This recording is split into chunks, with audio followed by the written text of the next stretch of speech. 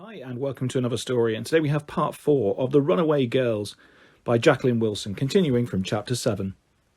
Kitty led me down the lane, along another, and then suddenly we were out in a wide road with newly built villas and neat gardens.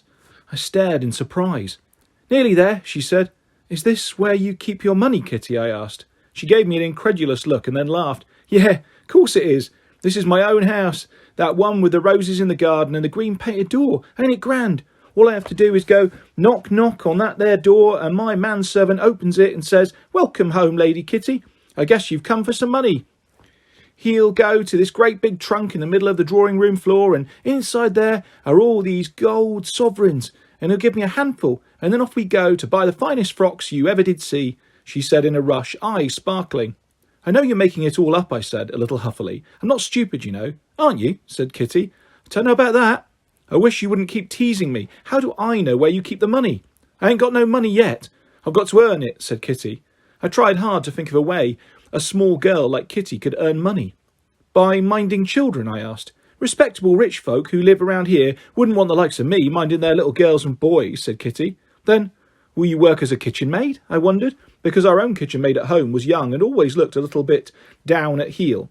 "I'm not thinking of paid employment," said Kitty. "I work for myself. Gaffer always said that my happiness lies no bowing and scraping to any bosses." "So what sort of work?" I asked. "I sing for my supper," said Kitty, "and my dinner and my breakfast." "What do you mean?" "You'll see," she said. "It's too quiet up this end of the road. We'll go right down the busy end, where the shops and offices are." She thumped herself on the chest and coughed several times. "Just clearing my throat in preparation," she said. I didn't like it at the busy end, where there were ladies bustling in and out of the shops, little maids scurrying after them, and gentlemen in top hats were strolling at a leisurely pace into their banks and coffee shops. I felt so conspicuous in my ragged frock. Some of the ladies swished their skirts aside in case they brushed against me, and a very unpleasant gentleman barged between Kitty and me, nearly knocking us over. "Out of my way, little rats, I'm in a hurry," he said, brandishing his walking cane. "Little rats? Did you hear what he called us?" I hissed, my eyes stinging. Kitty stuck out her tongue at his back. "If Gaffer were here, he'd grab his stupid cane and whack him on the head with it," she said. "Can't we go somewhere quieter? I don't like it here. People stare at us," I said, blinking hard to stop the tears rolling down my face. "We need lots of people, Lucy. Don't take on so." She looked at my miserable face. "Tears are good though. Yes. Start crying. Look as sad as possible." "What?" "Just cry. It's not too difficult. You've been doing it on and off ever since we met," said Kitty, a little too sharply. I did start crying then, at her tone, and she nodded in approval. "Good girl. How long can you keep it up?" she asked. "I cried all day and all night when nurse went," I said. "My eyes were just little peeps because I'd made them so sore." "Well, cry for a while, but maybe not too much," said Kitty. "We need you to stay looking pretty." "I'm not pretty," I said, astonished. No one had ever called me pretty before. No one had called me her lovely girl and her little darling. Well, nurse had, but I was sure she'd never mentioned my looks. Papa had sometimes peered at me and sighed, even when I was in my best clothes with my ringlets newly teased into place, so I assumed I was very plain. The new mother was pretty, with her sparkling blue eyes and smooth dark hair and her womanly curves. Baby Angelique had big blue eyes too, and hair like duckling fluff and rosy cheeks. How could I possibly be pretty when I looked so pale and wan? "Of course you're pretty," said Kitty. "You look so delicate." I wasn't too sure I wanted to be delicate. Not in this newly hurly-burly world where people elbowed you out of the way and called you unpleasant names. Still, I was aware Kitty was paying me a compliment. "You look delicate too," I said politely, although it wasn't true. Kitty was a small scrap of a child with arms and legs like matchsticks, but there was a tough weariness about her and a defiant lift of her chin that showed you had to be brave to cross her. "Me," said Kitty, and she made a rude blowing noise with her lips that was anything but delicate. But then she grinned, pleased. "I think that spot over there looks a good pitch," she said, pointing to a big draper's shop with a lot of ladies bustling in and out of the open door. "Now all we need is a container of some kind." She bent her head, peering along the gutter. "Aha!" she said, pouncing on a tattered blue cone that had once held a pound of sugar. "This will do." She handed it to me. "Don't look so bewildered," she said. "When the crowd gathers and I finish a couple of verses, then just start offering the cone to people and ask them if they can spare a penny for one poor mother at home what has a dreadful disease." "But that's begging," I protested. It was Kitty's turn to look bewildered. "Of course it's begging," she said. "How else are we going to get any money?" But begging is wrong, I said. Nurse always said beggars were up to no good and should do a decent day's work instead of hustling honest folk. Then your nurse was a heartless fool, said Kitty. How else can you get by if so-called honest folk won't give you work? How dare you call nurse a fool, I said, shocked to the core. I won't have you saying she was heartless either. She had the biggest heart ever. Don't get so angry. Your face has gone all red now, and you need to look sickly pale, and you've stopped crying. Get them tears rolling down, Kitty commanded. You can be as nasty to me as you like, but you're not to be horrid about nurse, I said. You won't like it if I said such nasty things about your gaffer person. He'd always help out a beggar in dire straits if he had enough tin, said Kitty. And if we didn't have enough tin ourselves, then he'd beg for us, so we could go to bed with full bellies. I was so startled that Kitty could use such a vulgar word as belly that it was hard to take in what she was saying. Did she really mean that her great and glorious gaffer was actually a beggar man? And why did they want this tin? What is tin? I asked. Money, stupid. Don't you know anything? Said Kitty. And it's you who winning and whining for money for fancy clothes, not me. I'm doing this for you, so you might at least be grateful. Are you quarrelling? Are we quarrelling? I asked anxiously. You will still be my friend. Of course I'm still your friend, pudding-head, said Kitty. I swallowed this further insult. I decided there were new rules in this new life of mine, and if I stayed with Kitty, I had to go along with them. So I just looked sadder and asked people for a penny and hold out the cone, I said. That's it, said Kitty, looking relieved. But what if they say no, I persisted. Then you look even sadder and move on to the next person. It couldn't be easier, said Kitty. Just think about the new dress you'll get. What colour do you like best? Blue. Then we'll get you the finest blue dress ever, all frills and lace, said Kitty. And one for you too, I said. What's your favourite colour, Kitty? Red. I'm not quite sure you can get red dresses, not for little girls, but maybe we'll be lucky, I said. Then we'll really look like Lady Kitty and Lady Lucy.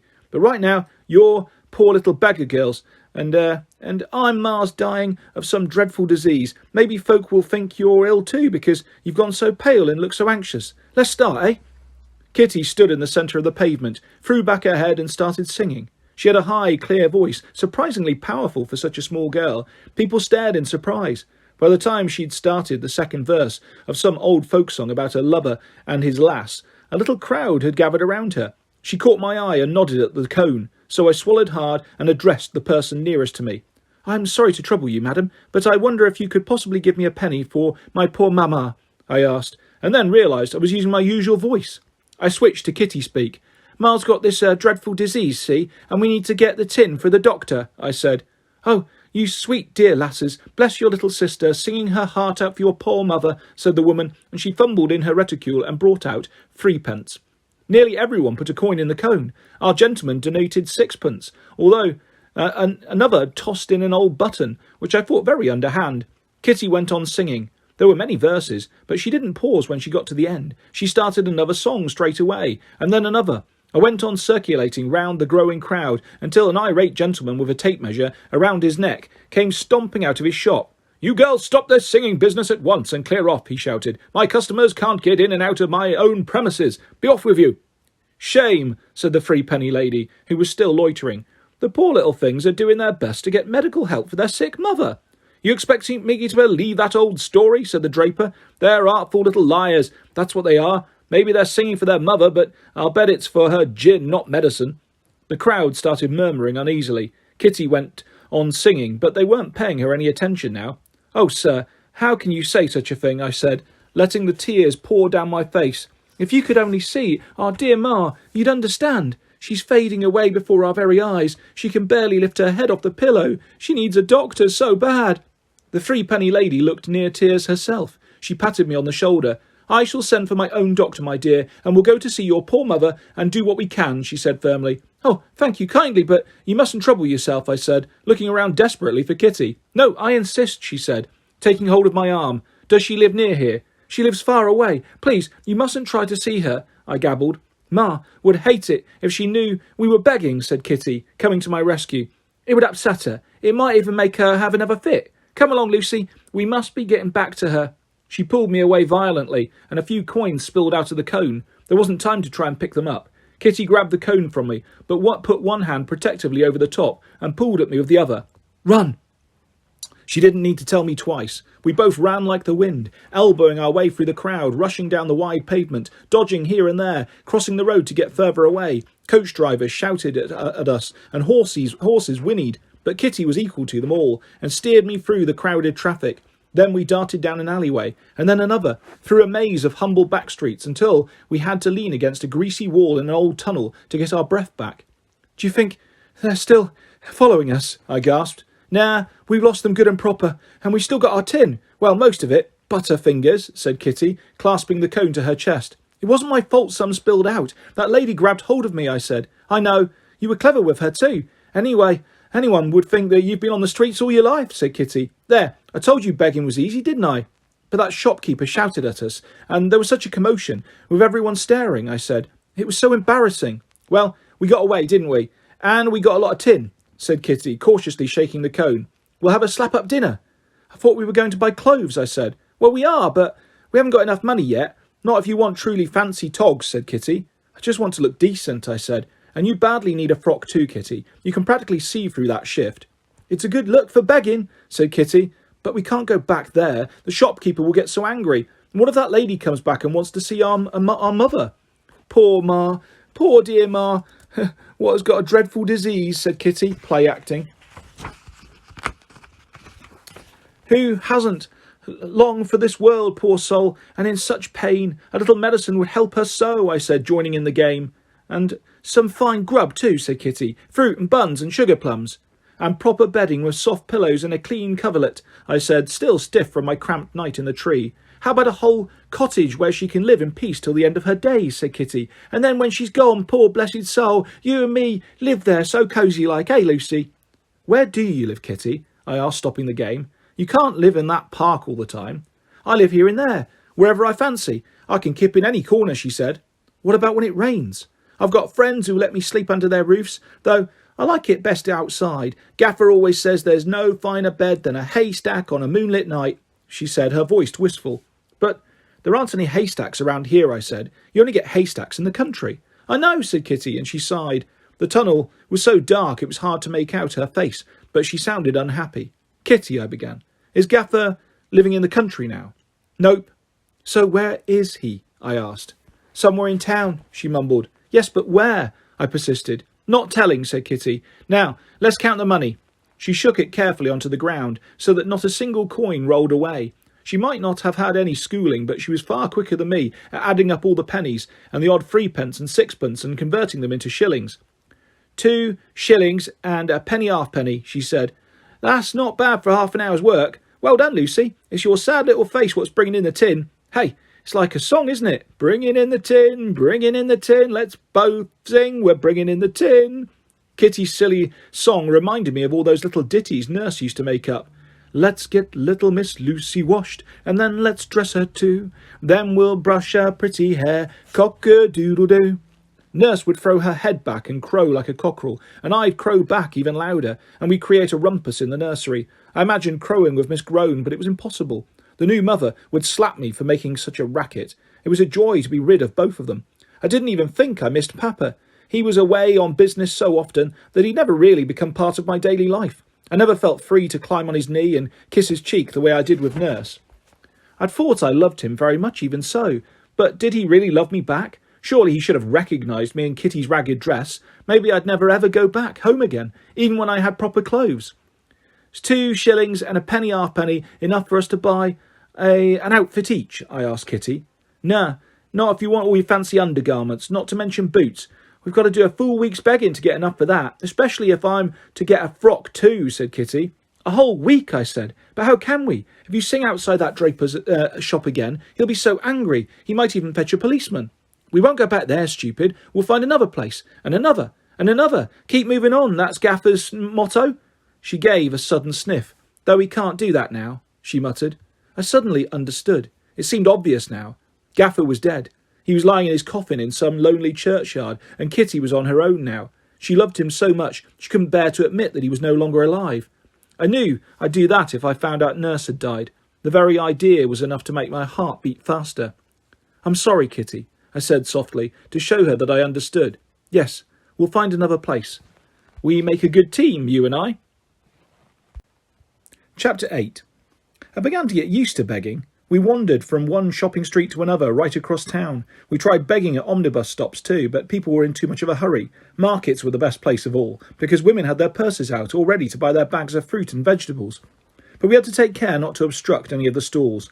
One of the stall holders took a shine to us and gave us a rosy apple each, and then a wonderful bag of strawberries at the end of the day as a special thank you, because we'd attracted folk to the stall. If no one gave us food, we were free to help ourselves to the fruit that had tumbled into the gutter. We also bought half a dozen halfpenny currant buns from a baker's, and the shop lady there gave us 7 instead of 6. We ate 3 each, and then broke the last bun in half and shared it. I thought this new diet wonderfully exciting after endless bland nursery meals. I didn't even mind so much about not being able to bathe properly. I couldn't like wearing Kitty's dreadful frock, but I kept myself entertained imagining the outfit I'd choose when we had enough tin for proper clothing. Meanwhile, as Kitty said, our skimpy outfits were perfect for begging. Kitty found a purse with a long silver chain lying by one of the rubbish bins. "Aha!" she said, opening it eagerly, but it was empty. "Why would someone throw a purse away? It looks quite new," I said, fingering the soft leather. "It was probably snatched off some lady doing her shopping," said Kitty. "They took all our money and then tossed the purse." "Oh dear, the poor woman," I said. "But lucky us. Now we got somewhere to store all our money," said Kitty, tipping it into the contents of our makeshift cone. She pulled the silver chain over her head so that the bulging purse hung down her front like an unwieldy necklace. "No one can snatch it off me," she said. "But you'll have to give it to me when you start singing," I said. "Yes, of course, though you could take a turn singing for a change," Kitty suggested. "Me? You've got a sweet voice. You're Lucy Lark, remember." "But I don't know any proper songs like you," I said. "I only know hymns." "What are they?" Kitty asked. "You don't know what hymns are?" I said, astonished. "They're songs about God that you sing on Sundays. Have you never been to church?" "Nah, Gaffer didn't do much of church folk, though we both like the bells ringing." "You try singing some of them hymns then, Lucy. We'll see if they're popular," said Kitty. "I'd much rather not," I said, but she insisted I had a go. "Fair's fair. I've been doing most of the work. My voice is going husky from all that warbling. Take a turn, girl," she said. So I tried, though I was so nervous I could hardly get the words out, and sang so softly folk could scarcely hear. "Sing up," said Kitty, giving me a nudge. So I sang louder, and once I'd got through a couple of hymns, I found I was quite enjoying myself. Kitty went round the crowd with a purse, telling them about our poor dear mother, and I chose the most mournful hymns I could think of. "Abide with Me" was the best of all for drawing a crowd. I deliberately made myself think of Nurse, and found the tears rolled down my cheeks. "Oh, poor little mite," people exclaimed, and handed Kitty so many coins she could scarcely fit them in her bulging purse. "You've been brilliant, Lucy," Kitty said at the end of the day. "I think we've almost got enough tin now. Let's treat ourselves to a hot meal tonight, and then we'll go shopping tomorrow." We went to a fried fish shop and had a portion of cod each and a newspaper full of chipped potatoes, all washed down with a bottle of lemonade. We ate our fill and then looked for a handy sleeping place. The park was some distance away, so this time Kitty led us up and down little streets until she spotted a derelict house at one end of a terrace, with broken windows and a door chalked with rude words. "It's not exactly a mansion house, Lady Lucy, but I think we might be comfortable in here for the night," Kitty said. I wasn't so sure, but I wanted to show willing, so I tried to turn the door handle.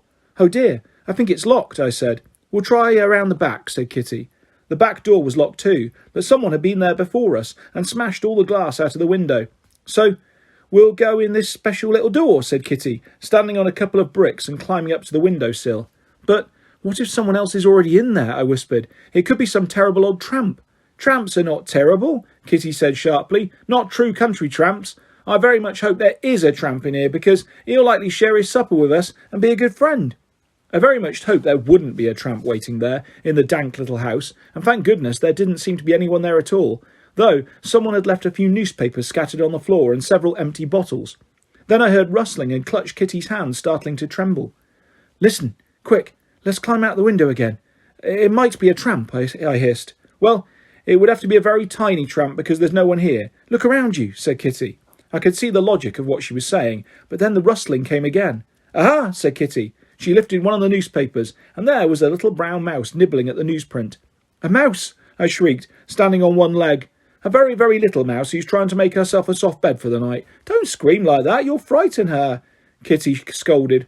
All the maids at home screamed their heads off if they ever saw a mouse scamper across the kitchen floor. Cook climbed onto her own scrubbed wooden table, gathering her own skirts up to her plump knees. She always yelled for Mr. Barnaby, the butler, and he'd come running with a broom, as if going into battle.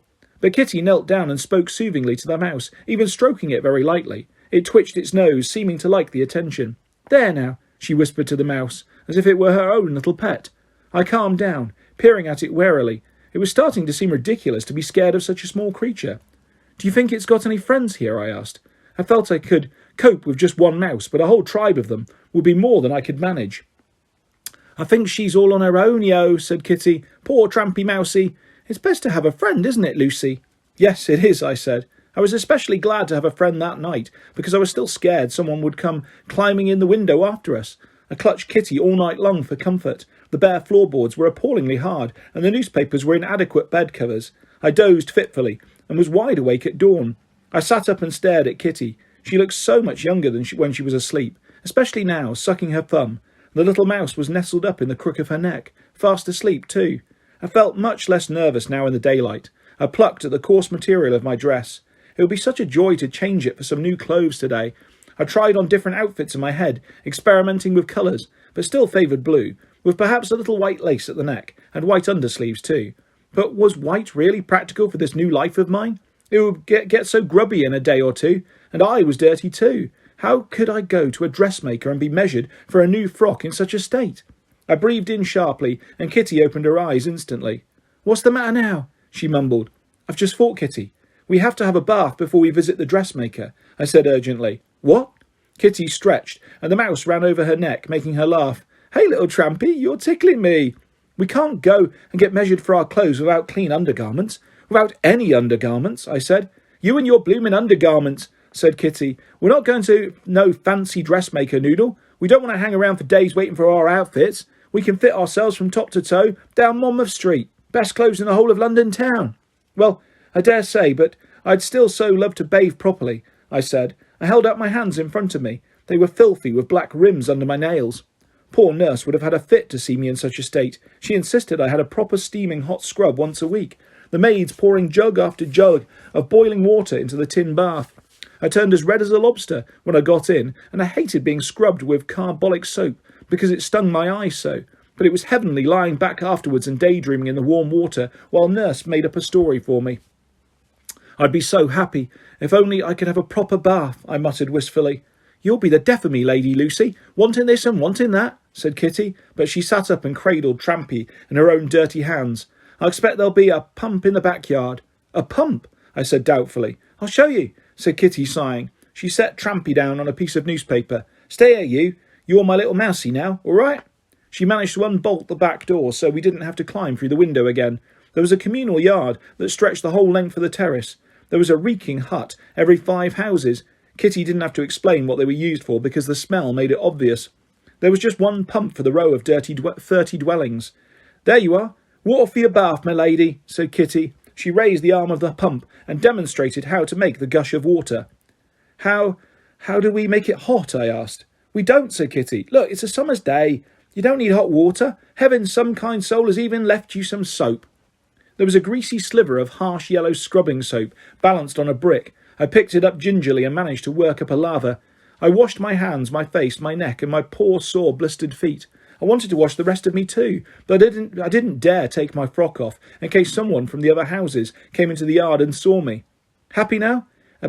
How about you work the pump for me so I can wash too?" Kitty suggested. I couldn't pump as energetically as she did, so the water came in trickles, but she didn't complain. "There, I'm fresh as a daisy now," she said, dancing around the yard. She was still pretty dirty, but somehow in her little shift she really did look like a daisy, even though it was no longer white. "If only we could wash our clothes too," I said. "They'll get washed when it rains," said Kitty. "Gaffer always said it was nature's way of giving us a bath." I was getting a little tired of hearing what Gaffer said, but I knew how much he meant to Kitty, so I simply nodded politely. "Now we'll fetch Trampy, go and have some breakfast, and then buy our new togs," said Kitty. I was sure Trampy would have run away, but she was still there, nibbling on the newspaper. "She's hungry, poor little mite," said Kitty. "Don't you worry, we'll make sure you get breakfast too," she whispered to the little mouse. She tried to find a comfortable way of carrying Trampy, but she wasn't very good at balancing her on her shoulder. The reticule around her neck would make a perfect pouch, but it was too full of money. Kitty tried looping one end of her shift up to make a little hammock for her, but it came undone whenever she scrabbled. "My dress has got a pocket," she said. "You'll have to carry her for now, Lucy." I wasn't at all keen. I didn't mind when Trampy was on Kitty, but I didn't want her scurrying all over me. Still, I didn't want to seem churlish, so I let Kitty put her in the pocket. It felt very weird at first, when she darted this way and that, but thank goodness she soon settled down and went to sleep. We stopped at a street stall for a mug of coffee and a buttered roll. I felt very grown up taking coffee, even though I disliked the taste intensely, and had to put several spoonfuls of sugar in it to take away some of the bitterness. But it was warming too, as the morning was quite fresh, and I still wasn't used to managing in such skimpy clothing. The buttered roll tasted wonderful, however. It was only ever allowed a scraping of butter at home, and a thin slice of bread with a crust cut off. It was a joy to bite hard into the roll and taste the rich salty butter on the soft inside. I could have eaten 2 rolls, 3, even 4, but knew we'd probably need every penny of our takings for these new clothes. I made a list in my head of what I'd need on the very long walk to Monmouth Street. A shift was important. A soft muslin, one with lace edging, and a Liberty bodice, acting as a junior corset. I needed drawers, of course, preferably broderie anglaise, and 2 petticoats, a plain one to go underneath a fancy one to match my pantalettes. Then quite white stockings with a black stripe, and kid boots, as soft as possible so they wouldn't rub on my sore feet. The dress was the most important item, of course. I settled on blue silk, with puffed sleeves and a lace-trimmed collar, and a very full skirt that swished as I walked, and a pinafore over the top to keep it clean. I'd need a bonnet too, and a light pelisse to keep my shoulders warm on a cool day. It would only be fair if Kitty had exactly the same, but in a different colour. She surely couldn't be serious about a red frock. She would look fetching in lilac, or a pretty pink, or maybe a pale green. And we must make sure her frock had a pocket for Trampy. We seem to be taking a positive age to reach this Monmouth Street. "Perhaps we should take a ride on the omnibus," I suggested, rubbing my poor feet. I'd never been on one before because my family considered it a vulgar way to travel, cramming into such a small space with a lot of total strangers. But I thought it looked tremendous fun. "It surely wouldn't cost you much, and your purse is brimful with coins," I added. "They wouldn't let us on, even if we brandished gold sovereigns," said Kitty. I thought she was talking nonsense, but when I tried to board one, the driver flicked his hand at me dismissively and told me to clear off. "But I have the money for the fare, and so does my friend," I insisted. "I'm not having little ragamuffins on my bus. You'll upset all my other customers. They'll fear they'll catch something off you, so get off that step or I'll push you off," he threatened. Kitty pulled me away. My face was burning. "How dare that man talk to me like that?" I said. "I told you," said Kitty. "Don't take on so. It's not too far now, I'm sure." "What do you mean?"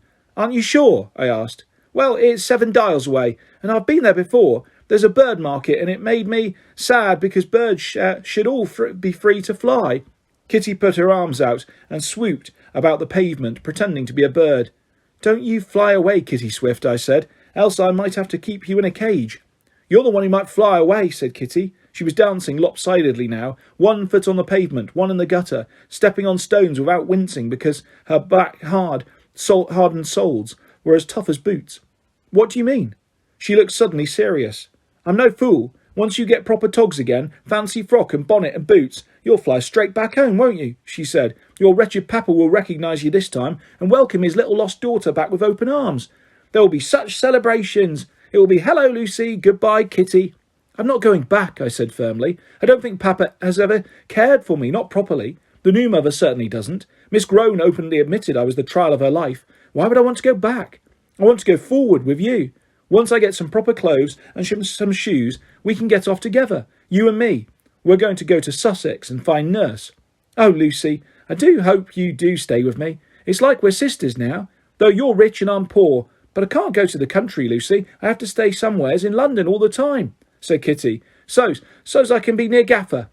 "About Gaffer," I started delicately. "I take it you can't actually be with him." Kitty pressed her lips together. She shook her head. "Is it because—" I couldn't quite say the words. "I don't want to talk about it," Kitty muttered. We walked on together, neither of us saying anything. I thought I understood. She wanted to stay near his grave. I wondered if she'd ever show me where it was. Perhaps one day she'd feel able to leave him. And then we could go to Sussex and search for Nurse. And that is where we will leave part 4 of Runaway Girls by Jacqueline Wilson. I'll be back soon with the next part of this fantastic story and lots more stories and videos coming your way very soon. If you'd like to subscribe or hit a like, that's always appreciated. Thanks for listening, guys. Take care. Bye-bye.